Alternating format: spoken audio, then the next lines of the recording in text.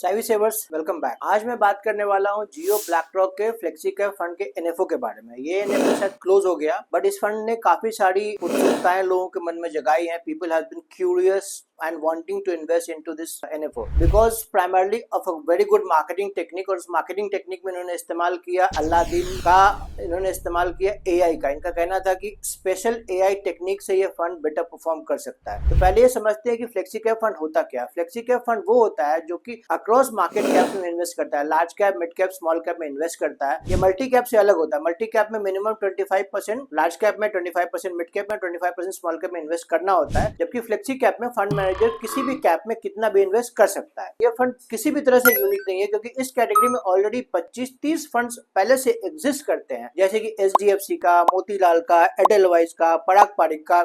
और इन फंड ने पिछले 5 साल में 15 से 20% का CAGR रिटर्न दिया है। तो ये फंड बिल्कुल भी यूनिक नहीं है। कोई भी एनएफओ में इन्वेस्ट करने के पहले सोचना चाहिए कि उस फंड का ट्रैक रिकॉर्ड क्या है, फंड हाउस का ट्रैक रिकॉर्ड क्या है। ये फंड हाउस का ये पहला फंड है। इसमें जो फंड मैनेजर भी है उनको भी पहले कोई एक्सपीरियंस नहीं है फंड मैनेज करने का। दूसरा, जो ब्लैक रॉक है जो कि इंडिया सेंट्रिक फंड चलाता है, 2 फंड उसके ऐसे चल रहे हैं ऑलरेडी, इंडिया डेडिकेटेड फंड से, वो पिछले 5 साल से अंडर परफॉर्म कर रहे हैं। तो जब तक फंड मैनेजर अपने ट्रैक रिकॉर्ड को एस्टैब्लिश नहीं करता है, फंड हाउस अपने ट्रैक रिकॉर्ड को एस्टैब्लिश नहीं करता है, ऐसे एनएफओस की तरफ हमें नहीं देखना चाहिए। और हमें एग्जिस्टिंग फंड में अपने पोर्टफोलियो को अपने रिस्क प्रोफाइल के हिसाब से इन्वेस्ट करना चाहिए और बेटर रिटर्न एक्सपेक्ट करना चाहिए। होपफुली आगे जाके ये फंड अच्छा कर सकता है या अच्छा नहीं कर सकता, ये तो आने वाला वक्त ही बताएगा। But we as a investor should become a smart investor, savvy investor and decide pragmatically. Don't just go by marketing gimmicks used by any fund house. Thank you so much.